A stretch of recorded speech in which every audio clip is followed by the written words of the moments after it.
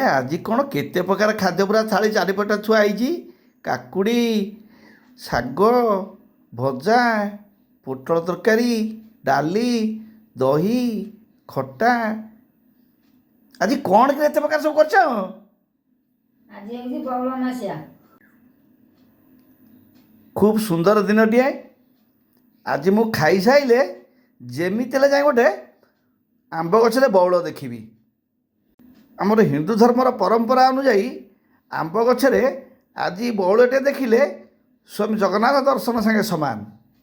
ଠିକ୍ ଅଛି, ଆଗ ଖାଇବା ତାପରେ ଦେଖିବା।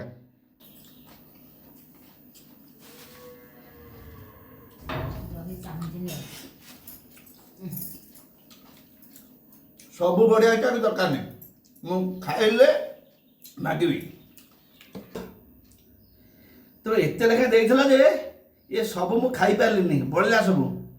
ମୁଁ ଜାଣିକିରି ବାଢ଼ିଥିଲି, ମୁଁ ସେଇ ଥାଳିରେ ଖାଇଲି। ଓ ତମେ ଖାଲି ଖାଇବ? ହଁ। ସବୁଦିନ ତ ଖାଅ, ଆଜି କ'ଣ ନୂଆ ଖାଉଛ? ହଁ। ଆଚ୍ଛା ଠିକ୍ ଅଛି, ହଉ ମୁଁ ଉଠିଲି। ହଉ।